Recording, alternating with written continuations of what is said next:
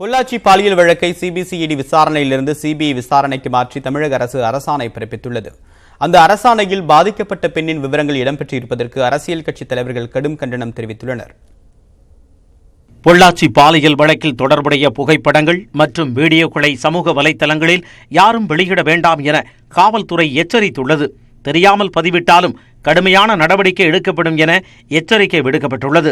இந்த நிலையில் வழக்கை சிபிசிஐடி விசாரணையில் இருந்து சிபிஐக்கு மாற்றி அரசு வெளியிட்டுள்ள அரசாணையில் பாதிக்கப்பட்ட பெண்ணின் பெயர், முகவரி உள்ளிட்ட விவரங்கள் இடம்பெற்றிருப்பது சர்ச்சையை ஏற்படுத்தியுள்ளது.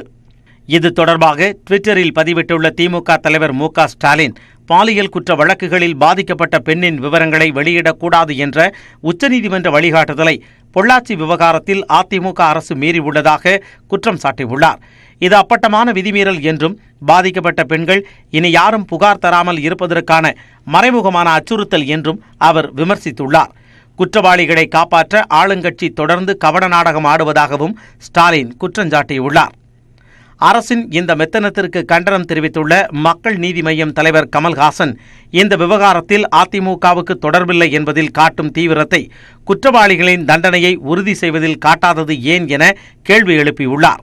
பெண்மணியின் பெயரால் ஆட்சி செய்கிற இந்த அரசாங்கம் எப்படி இவ்வளவு கவனக்குறைவாகவும் மெத்தனமாகவும் இருக்க முடியுது? பெண்ணை பெத்த எல்லாருக்குமே பதறதே, உங்களுக்கு பதறலையா?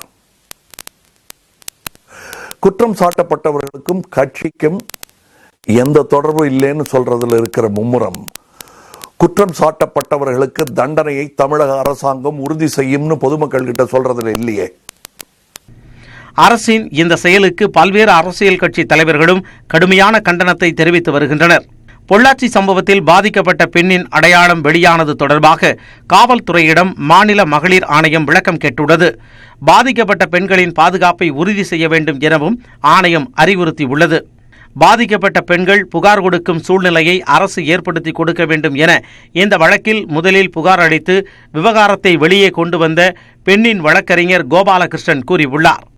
நாங்கள் சிபிஐக்கு வைக்கிற கோரிக்கை என்னென்னா, இதுக்குன்னு தனியாக ஒரு ஆஃபீஸ் போட்டு இது ஒரு ஸ்பெஷல் கோர்ட் மாதிரி ஃபார்ம் பண்ணுறதுக்கு முன்னாடி ஸ்பெஷல் இன்வெஸ்டிகேஷன் ஆஃபீஸ் ஒன்று ஃபார்ம் பண்ணி அங்கே மீடியாக்களை ரெஸ்ட்ரிக்ட் பண்ணி கேமரா பத்திரிகைகளெல்லாம் இல்லாமல் ஒரு சுதந்திரமான சூழ்நிலையை இந்த அரசு உருவாக்கணும். ஃபஸ்ட்டு விக்டிம் அங்கே வர்றதுக்கான சூழ்நிலைகளை உருவாக்கி கொடுக்கணும். அந்த இடத்த சொல்லலாம், ஆனால் அந்த இடத்துக்குள்ளே அரசு தனக்கு இருக்கிற சிறப்பு அதிகாரத்தை பயன்படுத்தி இந்த வெளியாட்களுடைய நடமாட்டத்தை கட்டுப்படுத்தினா கண்டிப்பாக பாதிக்கப்பட்டவங்க புகார் கொடுக்க வருவதற்கான சூழ்நிலைகள் இருக்குது. சமூக வலைதளங்களில் அவதூறு பரப்பியதாக துணை சபாநாயகர் பொள்ளாச்சி ஜெயராமன் அளித்த புகாரின் பேரில் மு.க. ஸ்டாலினின் மருமகன் சபரீசன் மீது வழக்கு பதிவு செய்யப்பட்டுள்ளது. இந்த நடவடிக்கை அரசின் தரம் தாழ்ந்த செயலை காட்டுவதாக திமுக மாநிலங்களவை உறுப்பினர் TKS இளங்கோவன் கூறியுள்ளார். இதனிடையே புதிதாக வெளியான ஆபாச வீடியோவில் இருப்பது தாம் இல்லை என பார் நாகராஜன் மறுத்துள்ளார். இந்த வழக்கில் கைது செய்யப்பட்டுள்ள சதீஷ்தான் அந்த வீடியோவில் இருப்பதாக கூறும் நாகராஜ், அடிதடி வழக்கில் மட்டுமே தாம் கைது செய்யப்பட்டுள்ளதாகவும் பாலியல் விவகாரத்திற்கும் தமக்கும் தொடர்பில்லை என்றும் விளக்கமளித்துள்ளார். என்னுடைய ஃபோட்டோஸ் வீடியோஸ் அந்த மாதிரி இருந்துச்சு அப்படின்னா தாராளமாக என்னை நீங்கள் விசாரணையெல்லாம் நீங்கள் தேவையே கிடையாது. அடுத்தது என்னை பப்ளிக்கை வச்சு நீங்கள் தண்டிக்கலாம். அதுக்கு நானே வர்றேன். இப்போ வந்த மாதிரி என்கிட்ட பயம் இருந்து நான் ஓட கிடையாது. என்னோட வீடியோஸ் அந்த மாதிரி இருந்துச்சு காட்டிட்டீங்க அப்படின்னா என்னை எனக்கு சட்டப்படி தண்டனையே வேண்டாம், பொதுமக்கள் தண்டனை கொடுத்தாலே நான் அதை ஏற்றுக்கிறேன். அந்த மாதிரி அடிப்படை உறுப்பினராக தான் மட்டும் தான் இருக்கேன். இதை மட்டும் டார்கெட் பண்ணி தான் கட்சிக்காரன் இன்றைக்கி ஒருத்தர் சிக்கிட்டான், இவனை வச்சு தான் நம்ம இந்த அரசியலாதான் தேடணும்னு நிறைய பேர் இதுக்கு முயற்சிக்கிறாங்க. அதுக்கு நான் உறுதுணையாக இருக்க விரும்பலை. என் மேலே தப்பு இருக்கும் பட்சத்தில் சட்டப்படி கொடுக்குற தண்டனைக்கு நான் ஏற்றுக்கிறேன். சரிங்களா? என் மேலே தப்புலாம் நிரூபிக்கிறதுக்காக நான் இங்கே வந்திருக்கேன். பொள்ளாச்சி சம்பவத்தை கண்டித்து மாநிலம் முழுவதும் போராட்டங்களும் வலுத்து வருகின்றன.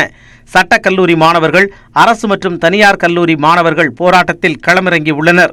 வழக்கில் தொடர்புடைய குற்றவாளிகளுக்கு கடுமையான தண்டனை வழங்க வேண்டுமென மாணவர்கள் வலியுறுத்தி வருகின்றனர். பொள்ளாச்சியில் பாலியல் வழக்கின் முக்கிய குற்றவாளியான திருநாவுக்கரசு வீட்டில் சிபிசிஐடி போலீசார் பென்ட்ரைவ் உள்ளிட்ட முக்கிய ஆவணங்களை கைப்பற்றியுள்ளனர்.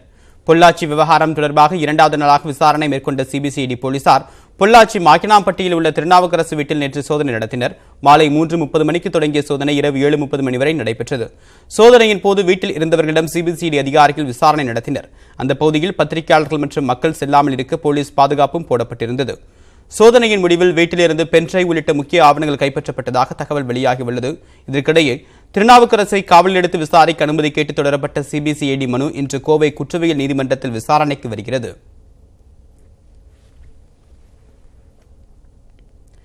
பொள்ளாச்சியில் தனியார் கல்லூரிகளுக்கு 2வது நாளாக விடுமுறை அறிவிக்கப்பட்டுள்ளது. பாலியல் வன்கொடுமை வழக்கில் உரிய நீதி கேட்டு மாணவ மாணவிகள் தொடர்ந்து போராட்டம் நடத்தி வருவதால் ஒரு சில தனியார் கல்லூரிகள் 2வது நாளாக விடுமுறை அறிவித்துள்ளன.